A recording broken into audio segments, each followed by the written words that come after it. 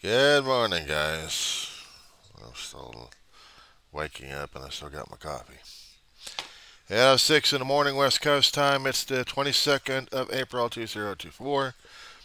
So while the major organizations of the news are checking into the Trump trial, what you're hearing in the background is KTLA, Los Angeles, talking about a little bit of it. I still got something online that I'm going to be hearing more about, hopefully, concerning about the Supreme Court weighing on a decision that's going to be affecting everybody who's homeless.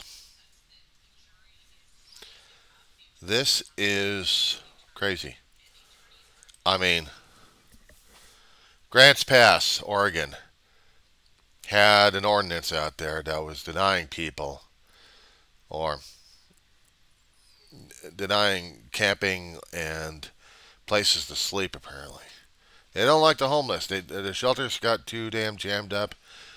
They started citing people left and right. So apparently there's some kind of civil rights thing happening, being passed through the federal court systems up to the Supreme Court of the United States, where they are listening and arguing about the case of Grants Pass versus Johnson. Uh,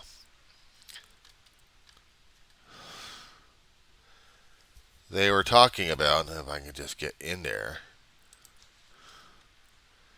I wanted to go over the Grants Pass versus the Johnson case, what was happening at this point, according to the Supreme Court resources here. I'm going to read this off. The city of Grants Pass in southern Oregon has a population of approximately 38,000, and that population, somewhere between 50 and 600 people, are unhoused. Wherever the exact number of unhoused persons, however, exceeded the number of available shelter beds, requiring that at least some of them sleep on the streets or in parks. However, several provisions in the Grants Pass Municipal Code prohibited them from doing so, including an anti-sleeping ordinance, two anti-camping ordinances, a park exclusion ordinance, and a park exclusion appeals ordinance. September 2018, its three-panel judge at appeals court for the Ninth Circuit decided Martin versus City of Boise, holding that the Eighth Amendment prohibits the imposition of criminal penalties for sitting, sleeping, or lying outside on public property for homeless individuals who cannot obtain shelter.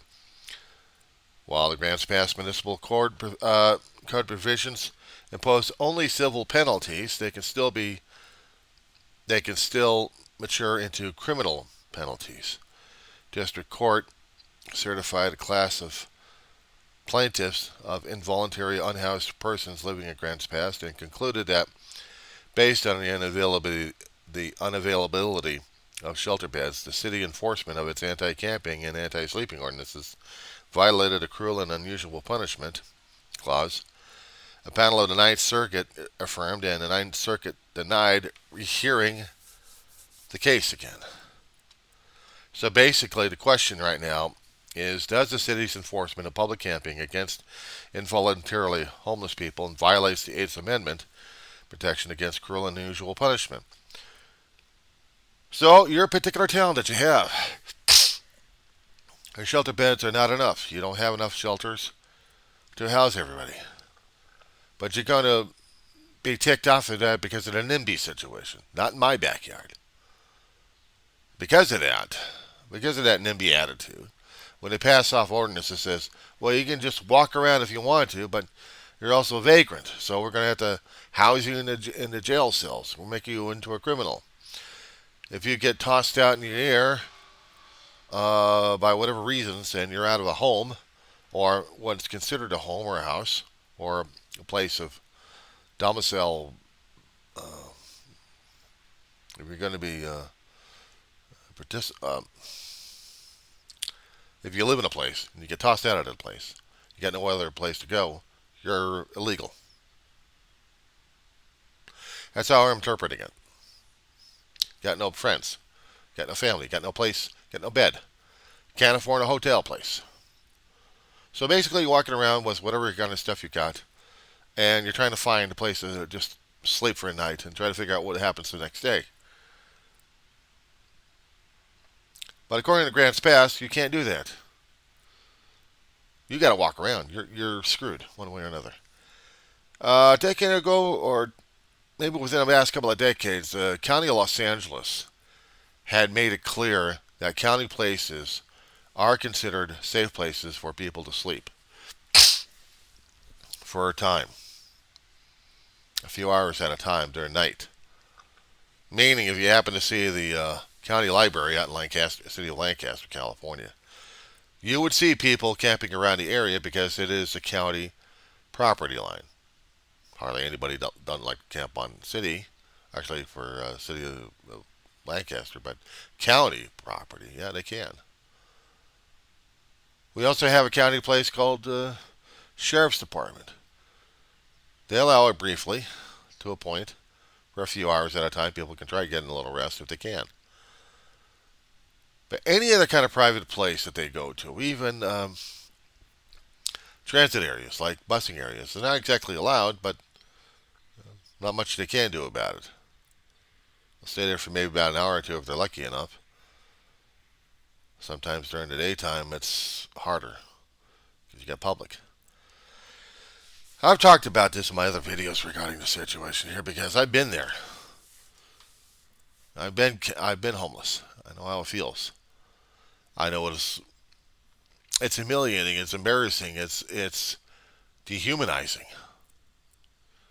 Living upon people's charity and donation because you can't afford a roof over your own head.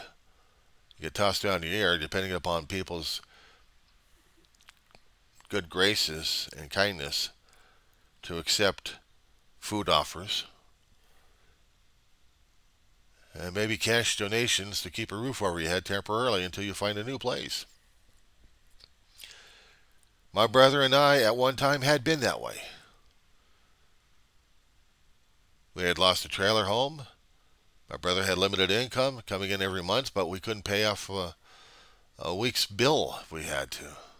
And we needed transportation, and our car decided to take a dive on us. So we had a junk piece of crap. I had to borrow a rental truck to keep some of our stuff in it, and around the rest of it was in storage, eating up a hell of a lot of our cash reserves.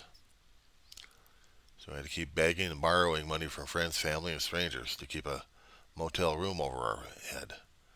And it's not that fun. It's not that fun because you're living in fear every single second, whether or not you're going to be surviving there or not. It's hard as hell. It's embarrassing as hell. And that's what we did.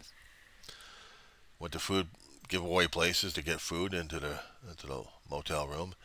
Had to depend upon Salvation Army and their charity there, and our veterans group to get us a place in this apartment complex that I'm living in Roseman, California. It was hard as hell to have that one. It's hard as hell to deal with that. What if we actually had the Supreme Court telling us that homelessness is a violation? There goes our civil rights right there. Due process. We're treated as criminals because we're homeless. Because NIMBY said so. Those who have got the places to live, they don't want other people over there because of health concerns, they would say, and partially they're right. Public places sometimes don't allow homeless people to go over there unless you're a customer. Gas stations are one of those places. And tenants have a problem with the homeless trying to really use up that facility because they make it dirtier than anything else for the customers. So it's no wonder the the companies out there have an issue over it. From the small mom and pop to the franchises to corporate-owned businesses. You would have to go into different places like county places to get restroom facilities used if you needed it. Well, what happens if you can't find them? Alleyways on the street. Homeless gets cited, released, but if it continues, they get arrested. They got a few days to a few weeks to maybe a month or two, depending on how severe the court case is. Some of these homeless people are getting so sick and tired of living on the streets, they're willing to deal with jail for about a month or two. That's three meals and a cot. They call it 3 hots in a cot. They don't care. They got a roof over their head. They'd rather deal with the jail. The others would prefer to be left alone.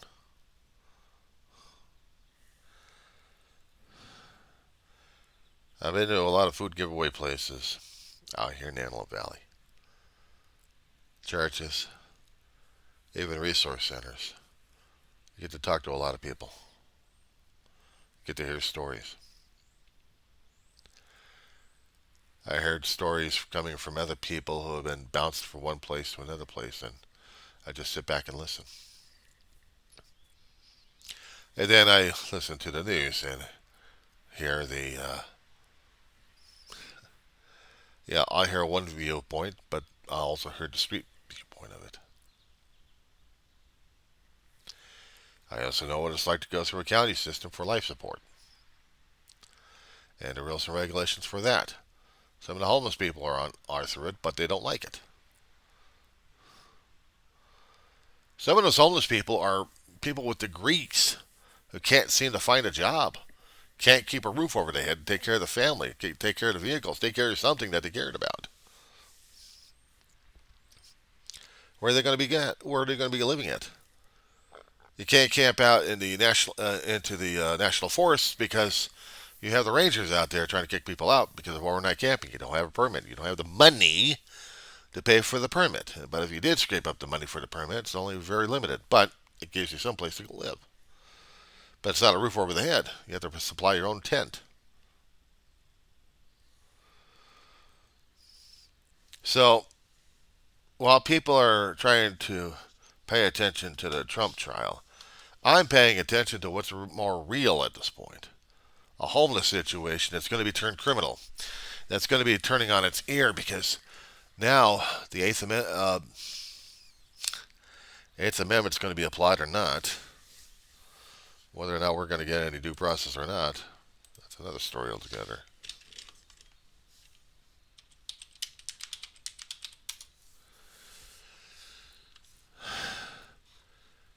The Eighth Amendment is part of the Bill of Rights, one of the 10. It is also the context of a death penalty, or it talks about cruel and unusual punishment. The Eighth Amendment goes like this: excessive bail shall not be required, nor excessive fines imposed, nor cruel and unusual punishments inflicted.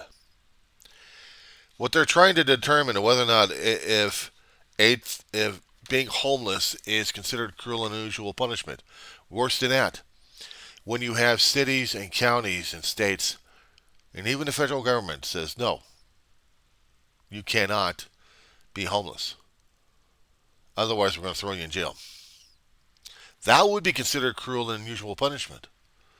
It's bad enough they have to bounce from one place to another place and accumulating violations left and right that they can't pay. Go to court when they get arrested and then get put in jail because of it. I'm hearing stories about homeless people doing violence to other people. Here's the thing. This morning, I turned on the news. This morning and heard about another violent attack from another homeless guy on a passenger. There was a confrontation. Something happened, and a woman got stabbed. She's alive. She's being taken care of at the hospital. And the homeless person that they got on tape, he's in jail. Whether the homeless person was nuts or not, they're going to have to make a 72-hour decision on that one. 72-hour mental health hold and evaluation on that one. to determine whether or not this person was sane or not doing the criminal act. But if they were sane, then they're going to be held over and they're going to have a bail. There's no way for them to meet it. So they're going to be held over for trial. But it's a way to get three hots in a cot.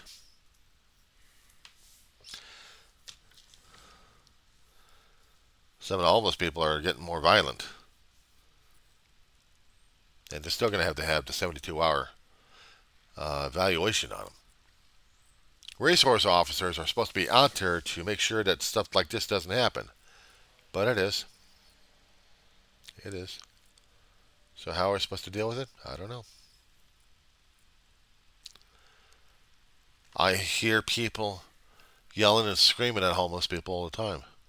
But there's also other people who are trying to help the homeless people by providing sustenance, finances if necessary, trying to find them shelters one way or another. City of Los Angeles, Mayor Bass has been trying to do that. Whatever is not available or not publicly made available, actually, hopefully being conscripted into temporary housing. But even after that, they still need to get themselves off of the program to get permanent housing somewhere, which means they need employment and they need available housing for that.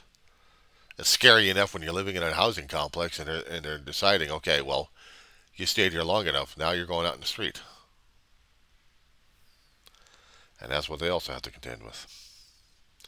So this is what we have to deal with, boys and girls.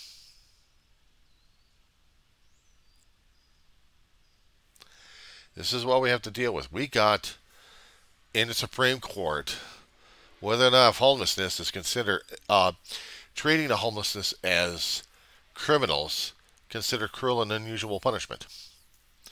And whether or not homeless is illegal or not. Because now we're saying that if you don't have a place to live, you're a criminal. The jail systems right now are packed enough as it is. You got states screaming out there to build more private or public places to house more criminals in there. A family trying to survive on the street, you can't even do that. Can't even camp somewhere. Can't even live somewhere. Can't even sleep somewhere. Because you got the NIMBYs saying, not in my backyard. We feel sorry for your plight, but stay the hell away from my place. You're not allowed to live anywhere. The problem with the NIMBYs at this point, these guys also turn out to be the homeless. I heard stories about that one on the streets living around here.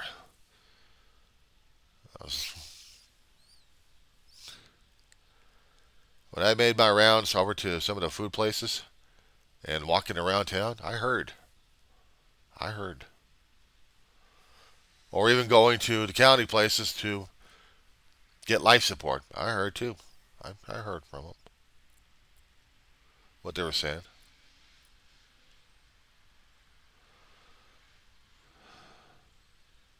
It's getting harder and harder for people to live in any state, apparently. Some states would welcome it, and other states are not welcoming.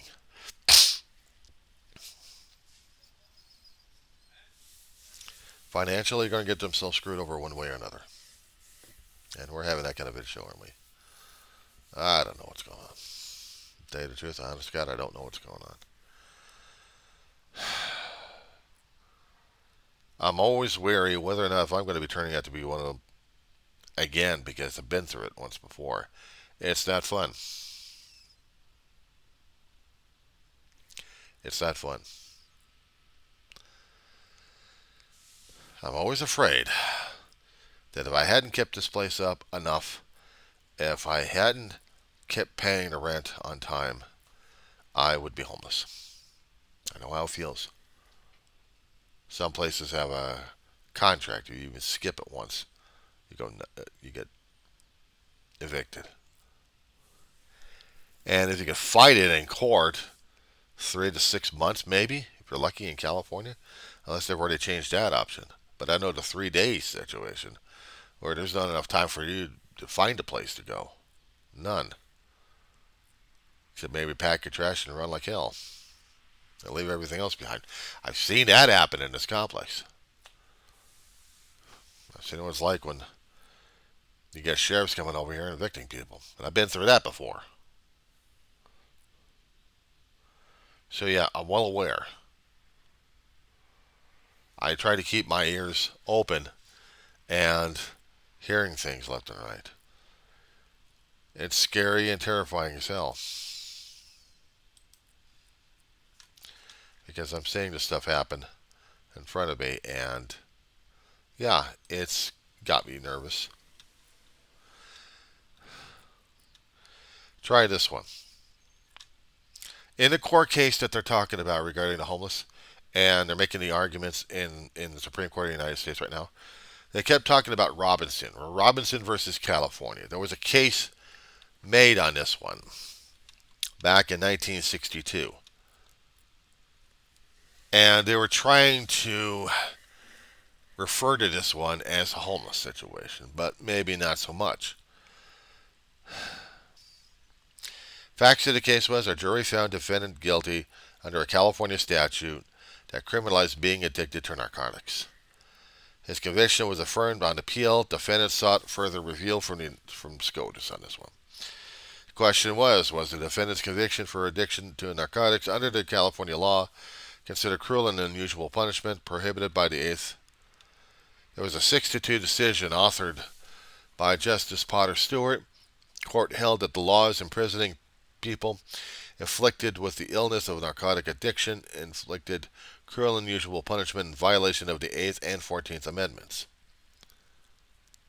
The court likened the law to one making it a criminal offense to be mentally ill or a leper or to be afflicted with a venereal disease, and argued that the state could not punish people merely because of their status of addiction. Court noted that the law was not aimed at the purchase, sale, or possession of the illegal drugs.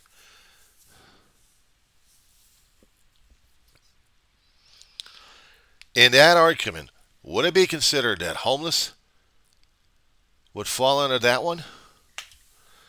Now, granted, homelessness is a situation that happen. Under anything can happen to put you into a homeless situation. There's a lot of scenarios out there. You have natural disasters make you homeless. You have eminent domain that makes you homeless. You have a pissed off landlord that make you homeless. You can have finances dwindled and not able to pay for rent, make you homeless. You can piss off somebody that you're a roommate with, make you homeless, or a family member. Trust me, I've been through that. Not being tossed out, but tossing someone else out, my own brother, made him homeless. But because of his military training, he barely survived out there. Came back as a skeleton. But he was also an addict, alcoholic, which also took a toll on him. If he wasn't into the drugs, he may have been able to survive a little bit out there, but not much.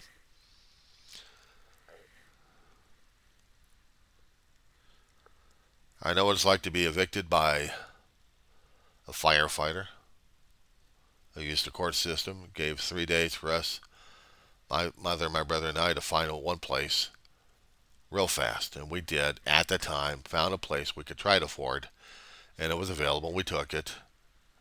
And after the 3rd day, when they came over to toss us out on our cookies, we already had packed up and already moved over there. A lot of friends helped out on that situation.